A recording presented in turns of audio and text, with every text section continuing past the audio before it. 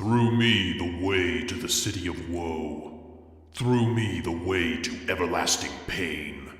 Through me the way among the lost. Justice moved my maker on high. Divine power made me. Wisdom supreme and primal love. Before me nothing was but things eternal. And eternal I endure. Abandon all hope, you who enter here. These words, dark in hue, I saw inscribed over an archway. And then I said, Master, for me their meaning is hard. And he, as one who understood, Here you must banish all distrust. Here must all cowardice be slain.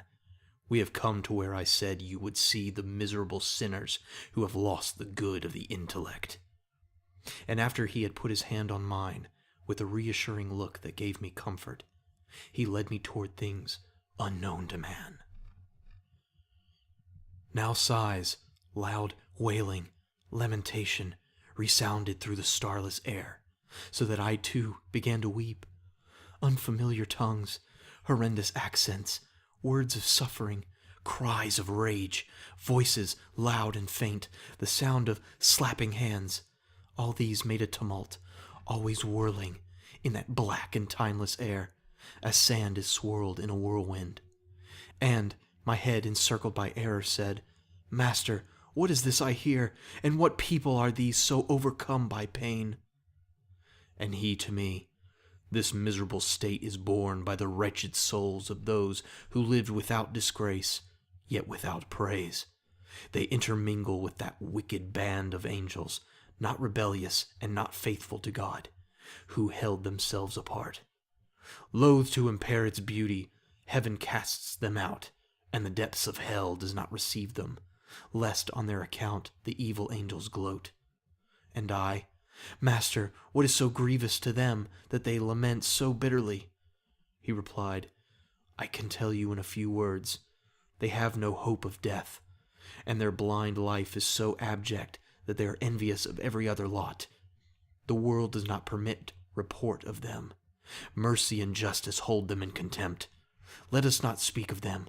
Look and pass by. And I, all eyes, saw a whirling banner that ran so fast it seemed as though it never could find rest. Behind it came so long a file of people that I could not believe death had undone so many. After I recognized a few of these, I saw and knew the shade of him who, through cowardice, made the great refusal. At once, with certainty, I understood that was that worthless crew, hateful alike to God and to his foes.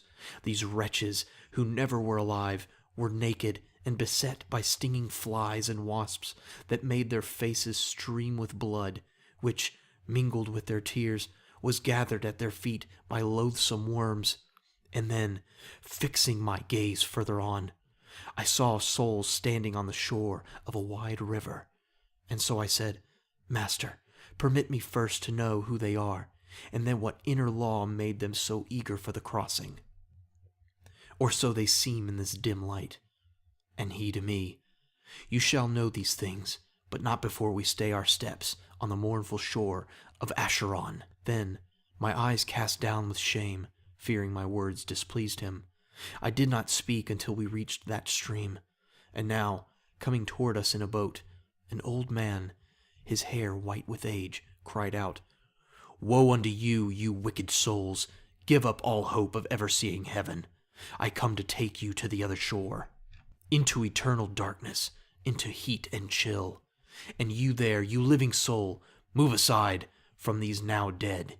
But when he saw I did not move, he said, By another way, another port, not here, you'll come to shore and cross. A lighter ship must carry you. And my leader, Charon, do not torment yourself. It is so willed where will and power are one, and ask no more. That stilled the shaggy jowls of the pilot of the livid marsh, about whose eyes burned wheels of flame. But those souls, naked and desolate, lost their color. With chattering teeth they heard his brutal words. They blasphemed God, their parents, the human race, the place, the time, the seed of their begetting and their birth. Then, weeping bitterly, they drew together to the accursed shore that waits for every man who fears not God. Charon the demon, with eyes of glowing coals, beckons to them, herds them all aboard, striking anyone who slackens with his oar.